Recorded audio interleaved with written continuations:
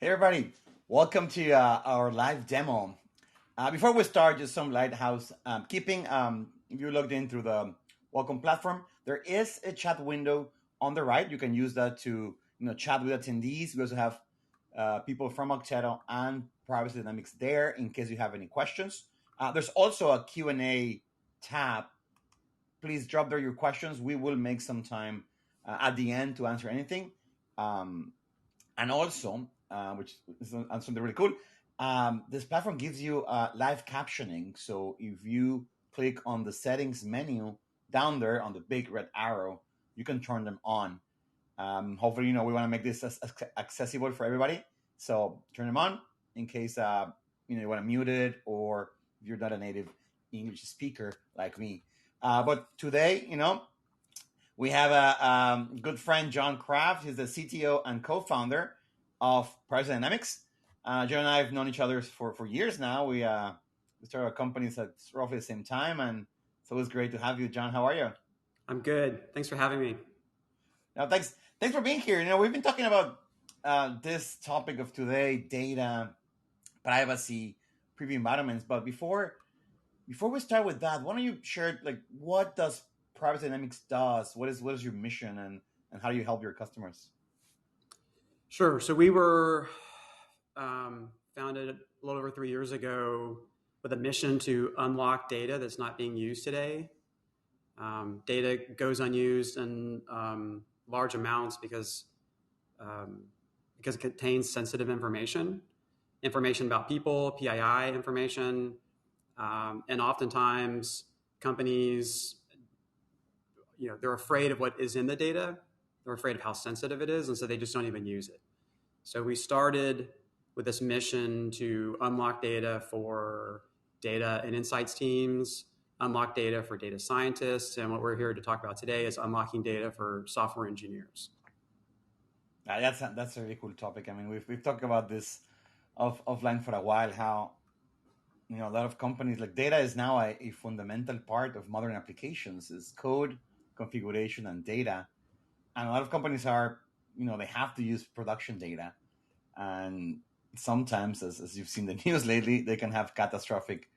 One is catastrophic if you get hacked, but also you're not respecting your customers' privacy. You're giving developers access to data that, we all want to think good about all of everybody, but you may have people who misuse this data, they lose it, or they make it available to other actors that shouldn't have data. So it's really interesting how data is something that we all use, we all leverage, but we don't think about it that much during the software life cycle. So that's what we're here today. Before we go through the live demo, how about how does Privacy Dynamics works? How about you kind of share some of how it works? How is this different from other traditional ways of cleaning and managing data? Sure. Yeah, I've got some slides, but first, there are a lot of different ways of solving the data privacy problem. Some people will encrypt the data. Some companies will be the custodians of the data for you. But we take a different approach. We don't store your data. We're not encrypting your data. We read in the data. We process it in memory. We assess how risky the data is. And based on that assessment, we then know if there are any records that are at risk of re-identification. We will perturb the data and make those individuals blend in with other individuals within the data set. So I've got, let me see if I can figure out how to share my screen. Oh, there we go.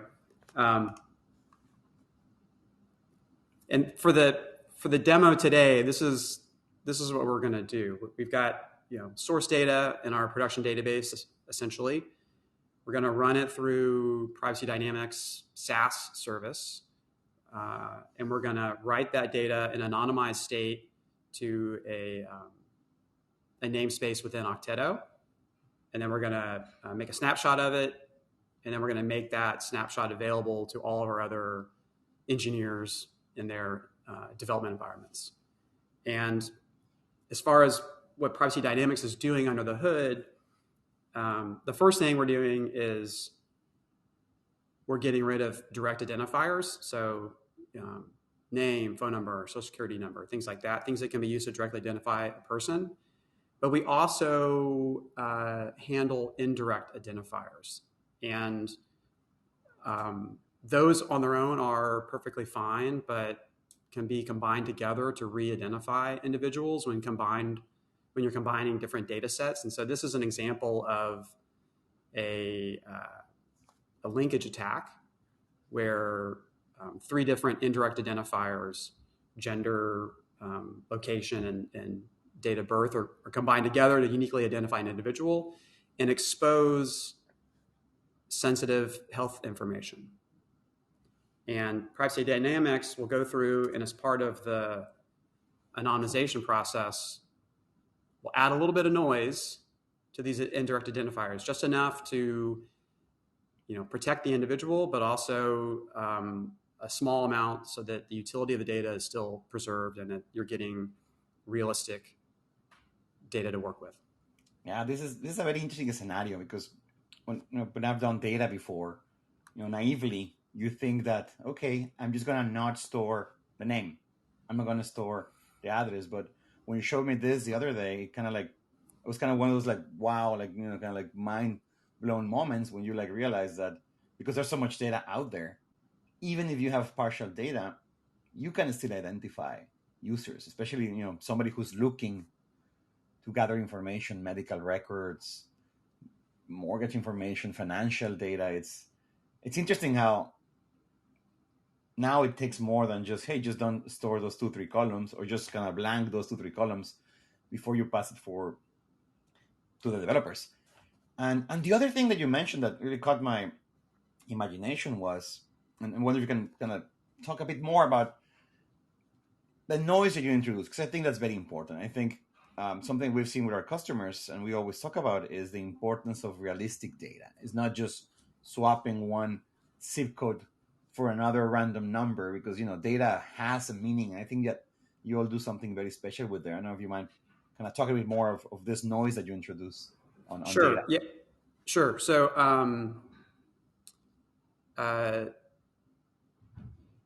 one, if we assess a data set and only 2% of the records are at risk of re-identification, the other 98%, we're not going to touch them. So we're going to just pass them right through. So you're going to get, 98% of your data is going to be real data, not synthetic data. And for that 2%,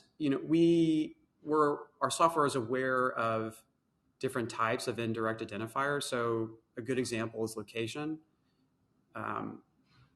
If we're adding noise to your location, we're not going to move you from, Los Angeles to New York City. What we're going to do is, if you're in a smaller zip code,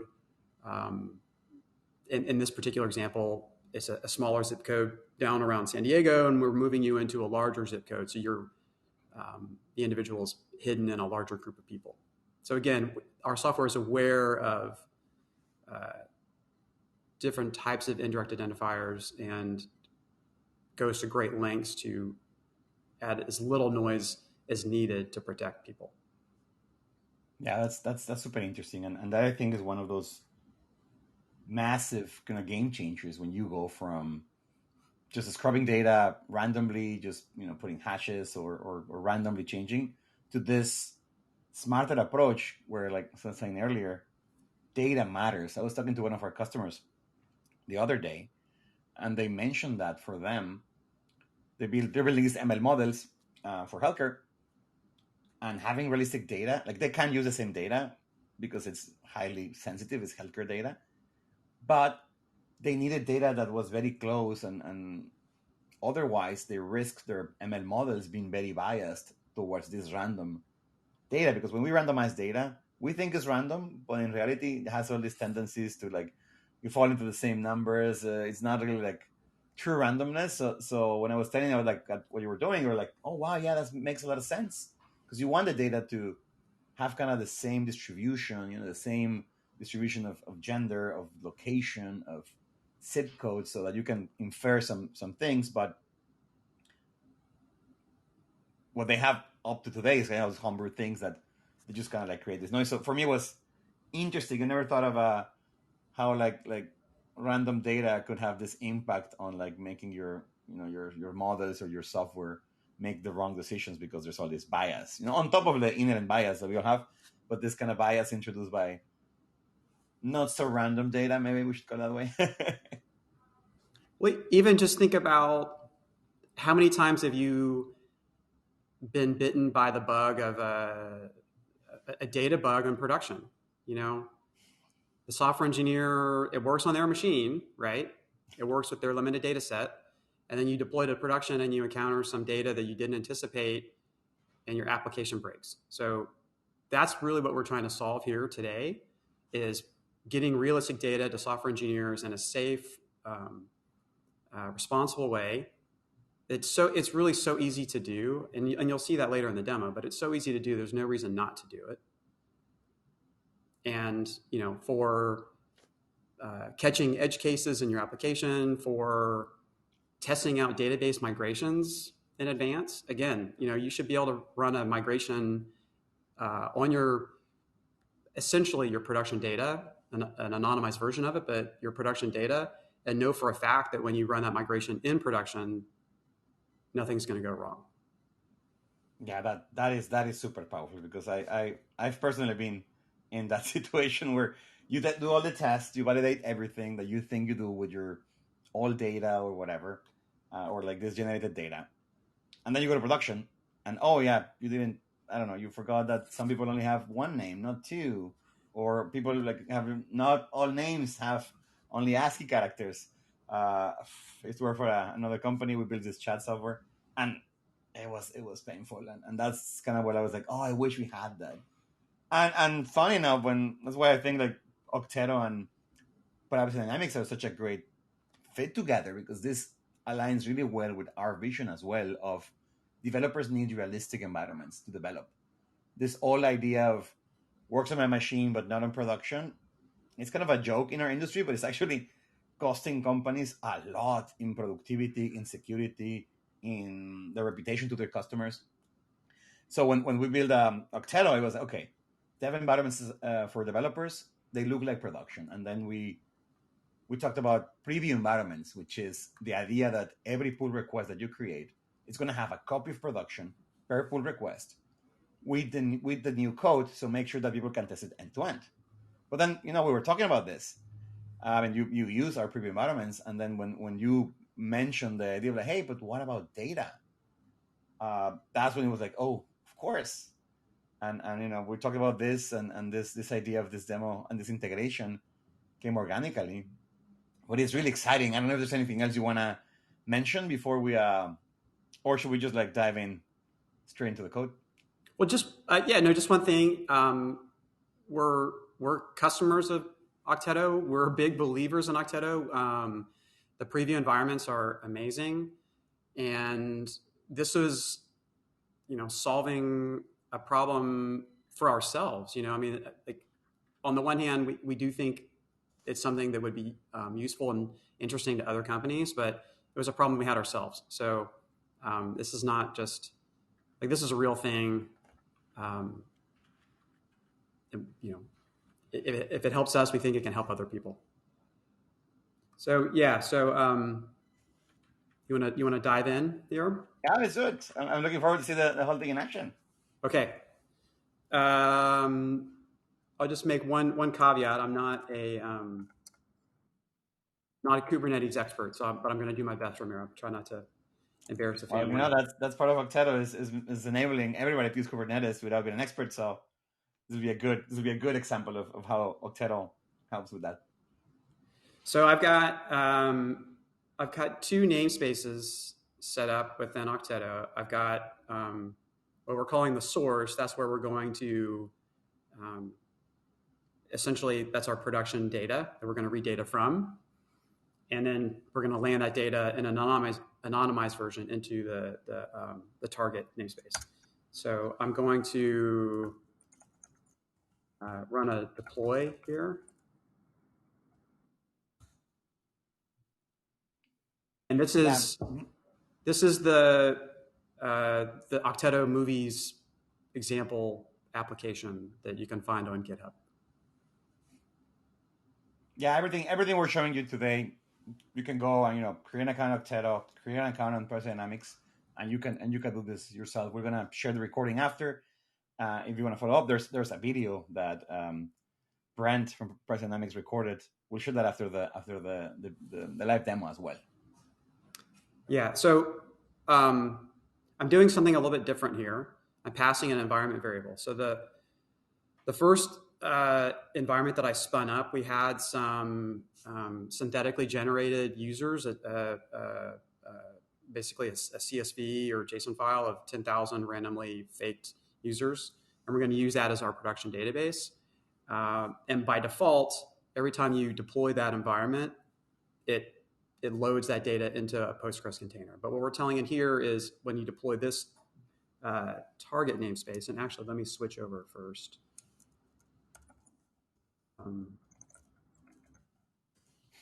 We'll switch to the target.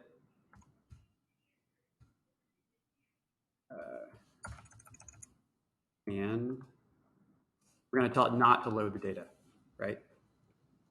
And this is our target, right? This is where Privacy Dynamics will get the data from the source, clean it up, remove all private information, and then put it into this environment, correct? That's correct. And so now that we've got the two environments ready to go, I'm going to jump over to Privacy Dynamics. And I'm going to create two different data connections. I'm going to create a Postgres connection.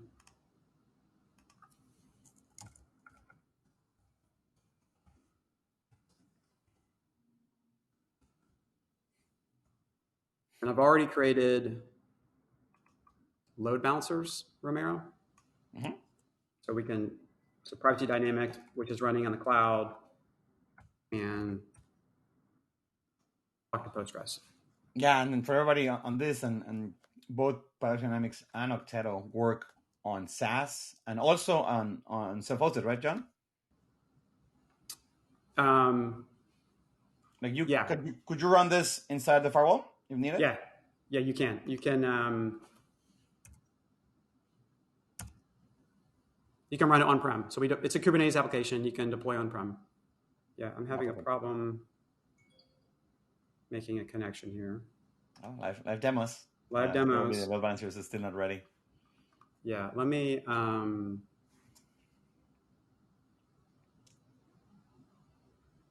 make sure the load balancer is ready to go.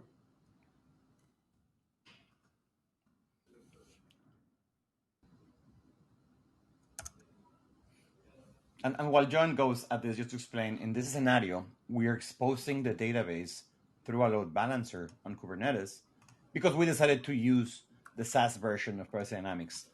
Privacy Dynamics on SaaS, same as Okteto, like you need access to the database. So it's exposed to a load balancer. If you were running this on premise, inside your cluster, you wouldn't need to expose this. And you could expose this on any way. In this case, we went with an AWS load balancer just because that is the simplest way. But it's just how you make this available to Privacy Dynamics so they can like read the data and then write it into the other database. That's exactly right. Thank you, Ramiro. So we got the source created. Probably just had a typo somewhere. Now I'm going to create the connection to the target.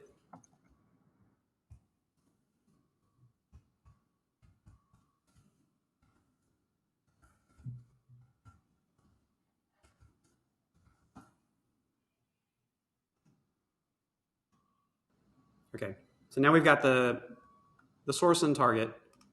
Now let's anonymize the data. Also, let's also come back here, Ramiro,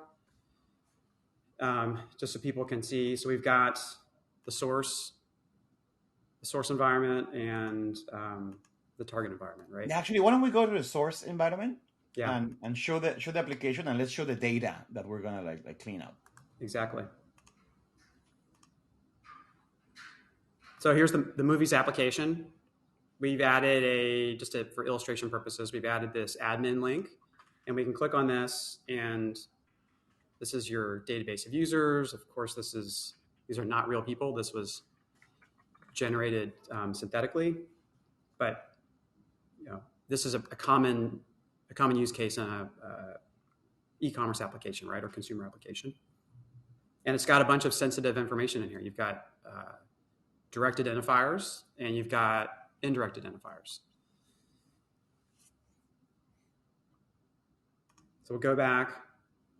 We're going to anonymize some data. We're going to read it from the source. We're going to read in from the public schema within Postgres. We're going to write to a different destination. So I'm going to give it the connection information for our target. And you could, we definitely see people run this, connecting to RDS and outputting to a Postgres container in Okteto. And then I'll set the destination schema. We're going to go ahead and treat both of the tables. And I think the rentals table doesn't really contain anything, so that should go pretty fast. The users table, again, has 10,000 records. On the next screen, this is where we configure the treatment. Our recommendation is that people just go with this safest option of treating all the identifiers. And what that does is it handles the direct identifiers and indirect identifiers. If you need to go in and customize some settings, you're certainly capable of doing that. But in this situation, we're going to, rather than redact the direct identifiers, because for debugging purposes, you want to have data that looks just like your production data. So if you've got 10 columns in your source table, you want to have 10 columns in the destination table. We're going to anonymize the indirect identifiers, age, gender, nationality, things like that. And you can set this up to run on a schedule. So if you want to run this every night at midnight, run it every hour, you can do that, but I'm not going to do that today. I have to say that is a really useful feature. We've seen customers of ours that do this like daily, like big e-commerce stores do daily or weekly. And that way you can make it so that your developers have access to what I've been calling this a data catalog, which is, hey, you have this database from a month ago, a week ago, and 2 days ago. And this is super helpful for, as John was saying, the scenario of schema migration, or maybe you need to reproduce a bug that happened 5 days ago when one of our customers couldn't finalize a transaction because, XYZ. That's something where this is super useful to put it on a schedule and kind of have that data. Or even if you kind of want to give your developers the freshest data possible, you can do this every night. And because it's async, you generate the data, and then once it's ready, developers can consume it through Okteto. You're not blocking anybody. The old data will be there, and we replace it. Every new dev environment will pick up the latest data. And that for me is super useful. And I don't know if it will go as far as call it best practice, but it's something that we do recommend to everybody who uses data. So you don't end up with all data that's stale or out of date and all those things. Yeah, there's no reason not to have fresh data to work with. So we've anonymized 2 tables. One of them didn't have anything in it, so it ran really fast, and there's no risk. What we're showing you here on the risk score is our initial assessment of the data set, and then what the final score was. So we're showing you the final score is this data set has a moderate but safe level of risk, and we reduce the risk by approximately 70%. And we can go in and inspect the data. So we can come in and we can see that for first name, we detected the first name column. We know that's a direct identifier. We went ahead and faked it, first name, last name, and then other columns like the city column, we did adjust some of the values. But you can see here, we give you the distributions of the columns values, and you can go through and take a look at each one if you want to know, what was the data like before and what was the data like after. And this, is a reassurance that the data is sound, safe to use. Yeah, and data safety. And one of the things I like about this one is visual, is super easy to use, and the other is because your target is an ephemeral environment. It's very easy to like experiment with this. I was using it the other day, and I'm like, I want to understand the different algorithms for masking, replacement, and full de-identification. And it was really nice that I could just run it. It runs super fast, by the way. I'll see the data. Okay, great. Destroy the environment. Launch a new one. Do run the same process again in a brand new database. And I kept experimenting with data, and that's something that I've never done before. Like this idea that you can experiment with data and the shapes, and you make the different, how much you want to clean it up, or you just want to like, hash it. It was very interesting. That's something that I've never done before, and Privacy Dynamics and Okteto together make it super super easy. Super, Um, no, go ahead, John. yeah, super easy, as you said. So you want to bounce back to the target. Yep. So before we do that, though, I wanted to make a poll. I'm curious for people on the audience. Like, do you use clone data? Are you using scrub data? We're gonna put a poll on the screen just to get a sense of where are we all in terms of using data as part of our dev environments, or as part of our development lifecycle, I should say.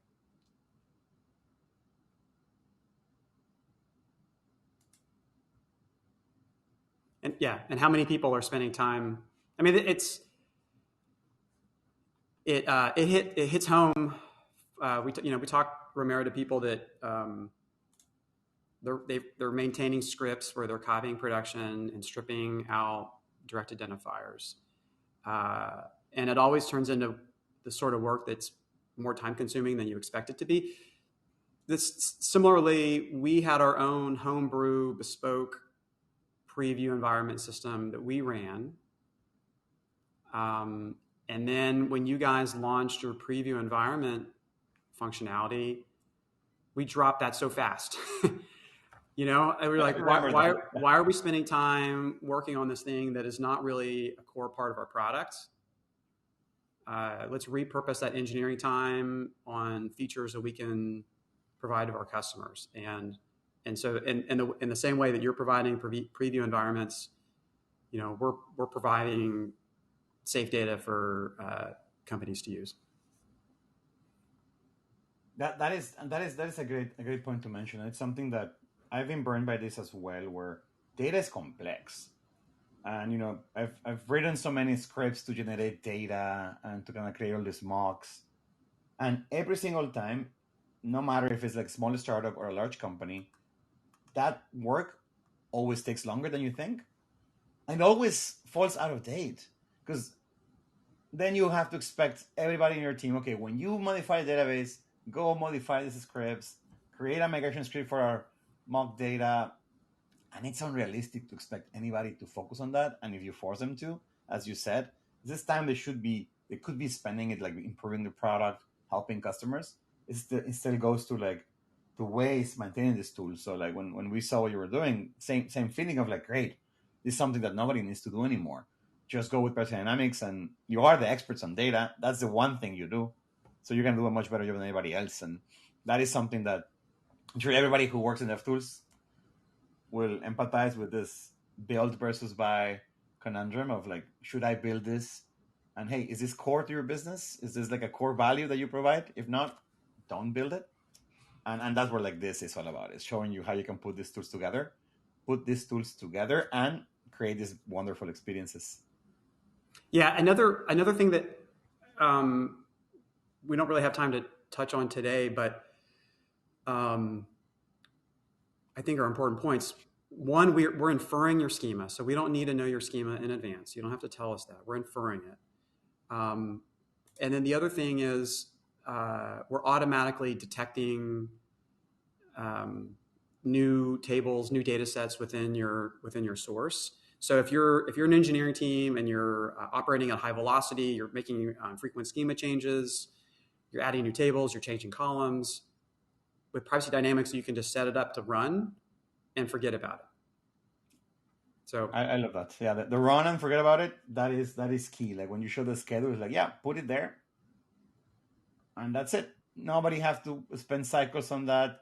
You just have the fresh data ready to roll for everybody else in your team. That for me is like a very powerful, as a now CEO, but before as an engineering leader, as an architect in my previous lives, it's always been wonderful to put things on autopilot and then enable everybody. Exactly. Cool. So let's see the we have the source. Yeah. Now we have our data clean. Now let's see what we do with it. Yeah. So this is this was the source data, and I'll close these tabs just so we can keep track of them. But if we go back to source, open this guy up. Here's Morris Roman from our production database.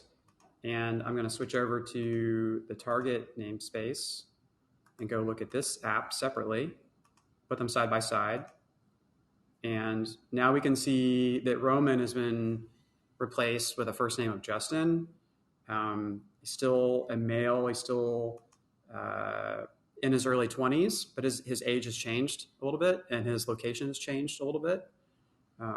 Again, the second record, Murray, who lives down in Louisiana, he's now living further away in Virginia, but as a 13-year-old, he's probably stood out in this record, in this data set, so we had to move him a little bit further. But again, a lot of the records are going to be unchanged. So if we look at the third record, it's an individual in Tennessee. Well, I think it got moved around a little bit, but it's still a 32-year-old male. So we're making as little change to the data set as possible. And again, this is a data set of 10,000 records. You're usually going to have more than 10,000 records in your data set. So the next thing, Ramiro, is to snapshot this data set, right? Snapshot the database. So let's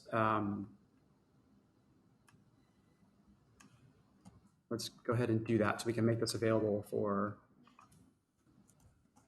all the other environments. Yeah, so here John is using one of Okteto's features, which is called volume snapshot, which allows you to take any database that you have running on Okteto, snapshot it, add it to the catalog, and then any other environment you spin off, you can just point it to like, hey, that's my data.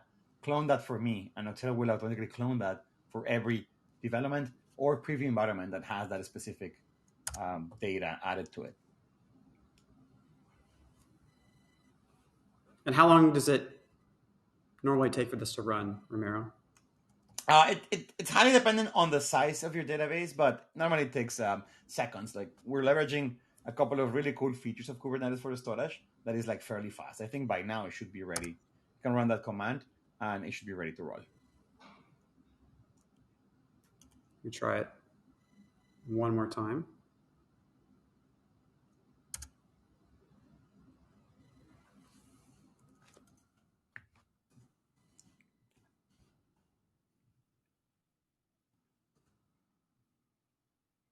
Ta-da! Nice, there you go. And you can see there on the ready to use true that your snapshot is ready to go. And now it's created. And normally, as we said before, you'll do this async, put it there, and now let's use it. Yeah. So I think now what we do is we'll create a pull request, right? So I'm going to create a new branch. I'm going to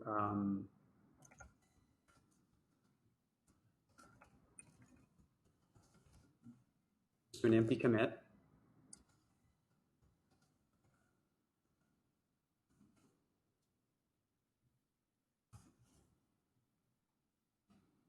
And then we'll push this up.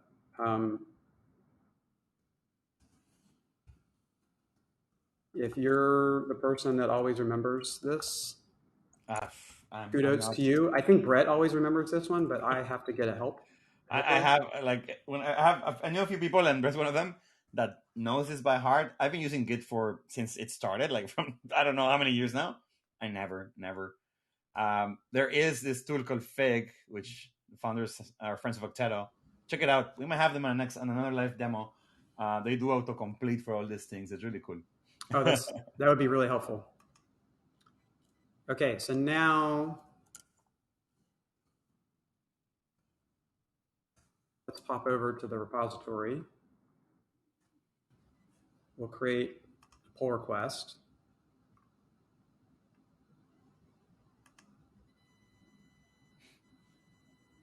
And to save us some time, Ramiro, I went ahead and already created a pull request here. Oh, perfect. Yeah, so we don't have to That'll be wait. helpful. And just to kind of explain a bit of what happened before behind the scenes, John is using Okteto's integration with GitHub Actions. Our GitHub Action will trigger the deployment of a preview environment when there's a PR. You have full control of this through the Actions YAML. And this works with any CI/CD provider. We have guides for GitHub, GitLab, Bitbucket, and through our CLI, you can integrate this with Jenkins, with Harness, and any other CI/CD system you're using. And when you create a preview environment, you see here, you get all the links to the environment with your changes, and in this case, also with your data.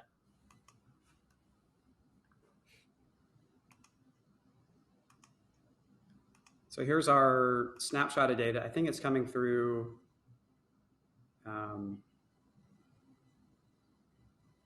Might have a different sorting, but yeah, I think the sorting is off.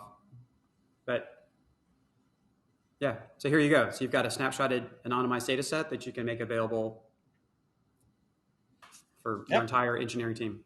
And now that you have this live preview environment, then anybody can use this like in your team. You can share this for like manual verification, for running some end-to-end tests. If you have automation using something like, I don't know, like Sauce Labs or Rainforest, you could even send this, some of our customers will send this even to their own customers to say, hey, this feature, do you like it? And in those cases, you can imagine why it's super important to have private data, because you don't want to leak data from one customer to another.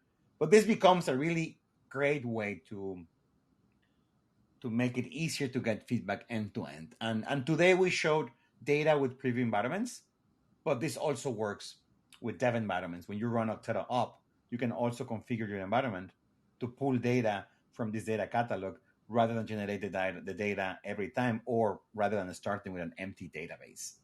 So we have 5 minutes, and we have some very interesting questions from the audience. But just to summarize what we showed today, John shows how you can use Privacy Dynamics to get data from production, clean it up, make sure that you cannot identify the customers.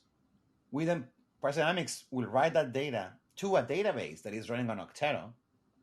There, we use Okteto's data features to create this snapshot, make this available to all of our developers that are using that particular Okteto cluster. And then we configured a repo so that every pull request creates a full isolated environment, a copy of production per pull request, with all the services running end to end, and with this anonymized data, which allows the developers to verify that your code works, make sure that it works on production. There, they can do things like run their tests, validate, as John said earlier, like migration changes, things like that. And which for me is one of the biggest values of preview environments, share this environment with everybody else in your organization who might not be able to read code, but that they can give you feedback on the implementation, on the migration, on how it looks like. So all of this is something you can do today.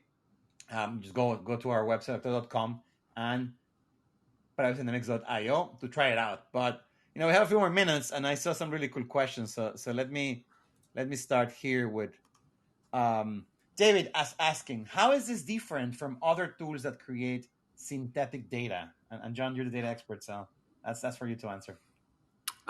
It's really real data. Again, so we're only perturbing the records that need to be adjusted, to protect their identity. So if the majority of the records are are safe, then we're not going to touch them. And then for the records that are at risk, we use a sort of our own version of k-anonymity. We're doing this microaggregation and bucketing individuals into different size buckets. So we might bucket to a bucket size of 2 or a bucket size of 5 or a bucket size of 10. The larger the bucket, the safer the individual is. Of course, the more noise that's been added, but you're getting more realistic, more reliable data than relying entirely on synthetic data. You're getting data that's actually out there in production. That's super interesting. The realistic part is very important. Stephen is asking, are the copies from the snapshots full copies of the data? So from Privacy Dynamics into database, it depends. If what you can choose, right, John? You can choose which tables to store if you don't want to clean, if you don't need to clean everything. Let's say that you have your traditional database where you have your users table and then everything else is based out of IDs. You don't have to snapshot the whole thing if you don't need to, right? Like, yeah, I mean, clean the whole thing. Yeah, I mean, I think these are maybe two different questions, but we can handle all the tables in your database or just a select few, and even within those tables, if you need to preserve certain columns, like for example, like you may have a configuration table within your database, and it doesn't contain information about people. Well, then don't run it through Privacy Dynamics, and you can turn that off. But then once the data, we're making a full anonymized copy of that database in this example in that Postgres container. So wherever you tell us to write to, we're going to write the full data set. And so then from there, I think this question is the snapshotting process. Yeah. So from there, it depends on whatever you want to do. Like today is a snapshot, so it will be stored on your cluster. That's why we recommend our customers to kind of do this as schedule, so that you can always keep the latest there, erase the rest. If it's too much, if it's too large, you can always select, hey, I only want to, you can always stream records or things like that. That's part of the work that we work with our customers on these features. We'll help them, advise them on this. But by default, it will copy the full database, whatever you point. And, something that we mentioned is we talk about production here, but your source could be anything. In some cases, production might be way too sensitive to even access. You can have staging. You can have a subset. It's really up to you. That's something that both Okteto and Privacy Dynamics give you a lot of flexibility about. Well, thanks. That's a great question. And let's see here. I saw this one from Mark. Says, as an engineering leader, I need to document for the CISO that our dev practices never use sensitive data, but I still need to enable dev test using realistic data. Can I enforce policies with your tools to ensure compliance? Compliance for data is a super interesting topic. Nowadays, CISOs, that's what keeps them up and running. Like, how do you see this helping with that, John? Like, as a practitioner of and user of both Privacy Dynamics and Okteto? CISOs love it. I can tell you that. I tell you what CISOs really love is they love when engineers and engineering managers take the initiative to be responsible with data. Instead of pushing compliance down from the top, we've talked to lots of CISOs, and their dream is to have engineers come to them and say, "Hey, I found Privacy Dynamics. I'm using that to anonymize the data," and it's just one less thing the CISO has to worry about. Yeah, and that's something else that we hear a lot from this. Overall, the use of cloud dev environments, because everything is now defined on code, on a YAML file, on the repo, with policies.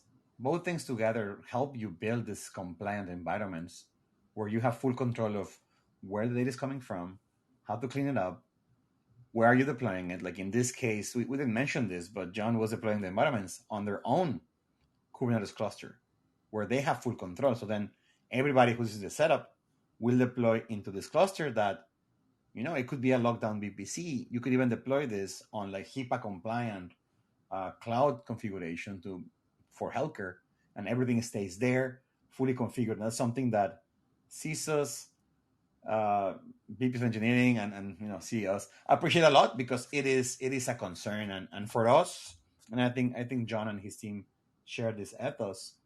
You want to keep things secure, but you don't want security to get in the way of dev productivity.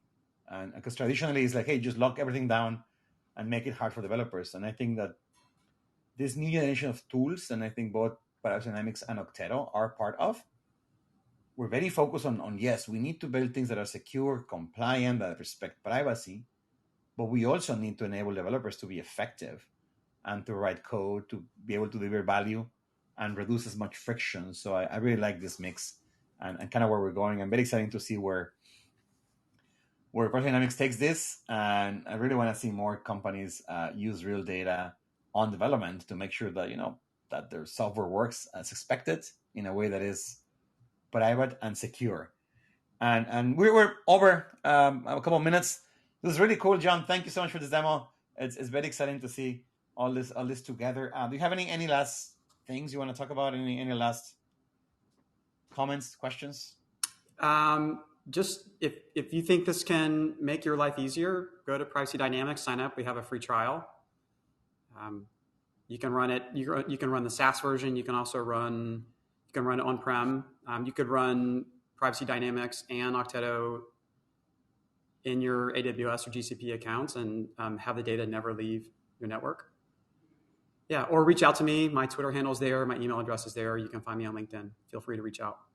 Perfect. And same for us. Okteto, we have same SaaS and self-hosted. We actually have a free trial of our self-hosted, and there's even a free version for a small team. So check it out.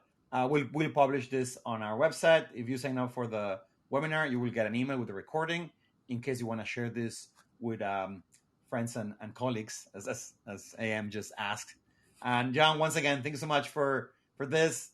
It's always fun catching up with you and showing up the cool demos we'll bring together. And we'll be online, and looking forward to seeing you all in our next live demo. Cool. Thank you. Bye. Bye.